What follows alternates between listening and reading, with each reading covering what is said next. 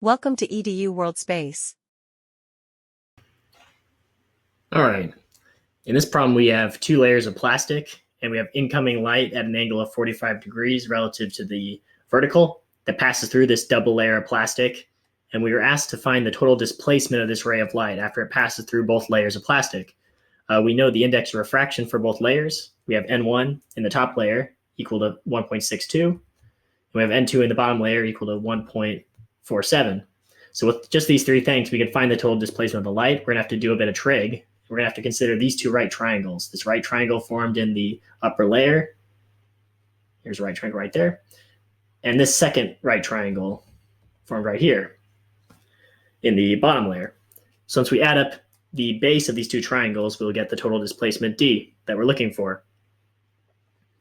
So we can use Snell's law, which is really the main law for refraction, which says that N1 sine of theta 1 equals N2 sine theta 2, where theta 1 and theta 2 are the angle of incident and refracted light relative to the vertical, and N1 and N2 are it's worth noting, are just for the particular layers on each side of the change in medium. And it's also worth noting this is coming in from air, I believe. Okay. So let's first find theta 1 for the bottom layer. The top layer. Let's do that. We're going to apply this twice. So to start, we can say that for incoming light coming from air, which has an index refraction of 1, we have sine 45 degrees equals N1 sine of theta 1. That's Snell's law being applied once. When we apply Snell's law twice to this layer between the top and bottom plastic layers, we get N1 sine theta 1 is equal to N2 sine theta 2. So we can actually get Snell's law for both layers, the one between air and top plastic and the one between top plastic and bottom plastic, all in one convenient expression. Sine 45 equals N1 sine theta 1 is also equal to N2 sine theta 2. So with that done, let's get to another page. We can say that theta 1 is equal to the inverse sine of sine 45 over N1. We're just manipulating that one Snell's law expression that we just derived.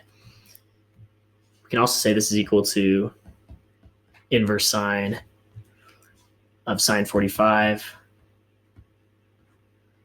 over 1.62. Okay, so we're just moving along.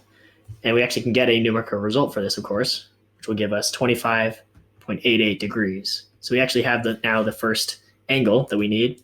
We can do the same thing for theta 2, just manipulating that one Snell's law expression, taking the inverse sine of everything.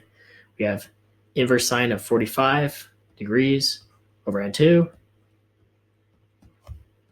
And we know what N2 is, so we can get a numerical result for this, 1.47. So the total result for the second angle is 28.75 degrees.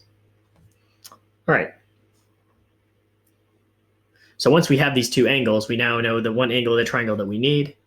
Well, rather, each triangle, going back, each of these two right triangles, we now know this angle and this angle. That's theta 2, that's theta 1. Once we have these angles, we can ultimately determine the angle opposite it, or rather the side length opposite it, which will allow us to get D. The total displacement D is really just the base of those two triangles, which we're going to call D1 and D2. We can get them by using tangent. When we get tangent, we can take the height of the triangle, which is just the thickness of the layers of plastic, multiplied by tan of theta 1 and theta 2, which we now know. The plastic is 2 centimeters thick. So plugging that in for H1 and H2, well, H1 rather is 2 centimeters thick and H2 is 3 centimeters thick. This was given in the problem statement.